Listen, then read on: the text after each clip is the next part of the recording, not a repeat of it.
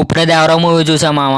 NTR acting and Anirudh BGM మాత్రం మూవీకి highlight. ఈ మూవీ మొత్తం NTR acting and Anirudh BGM తోనే నడుస్తుంది. ఇంకా మూవీ ఫస్ట్ హాఫ్ అయితే చాలా బాగుంటది మామ, చాలా అంటే చాలా బాగుంటది. ఫస్ట్ హాఫ్ లో ఐదు పూజ సాంగ్ అయితే మామూలుగా ఉండదు. ఎన్టీఆర్ యాక్టింగ్ అని, ఆ బీజిఎం గానీ, ఎన్టీఆర్ డాన్స్ కానీ చాలా బాగుంటది. అండ్ మెయిన్ గా ప్రకాష్ రాజ్ వాయిస్ ఓవర్ అయితే చాలా బాగుంది. ఇంకా సెకండ్ హాఫ్ చాలా స్లోగా ఉంది.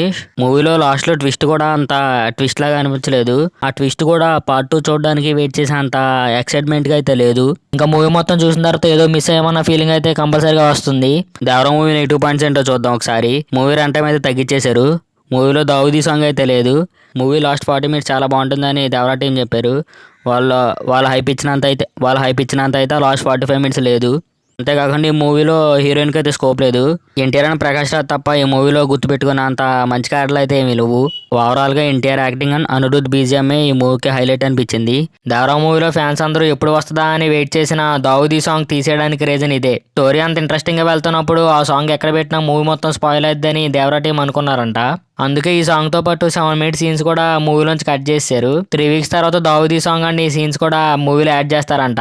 మూవీ చూస్తే మీకు ఎలా అనిపించిందో కామెంట్ చేయండి. Thank you.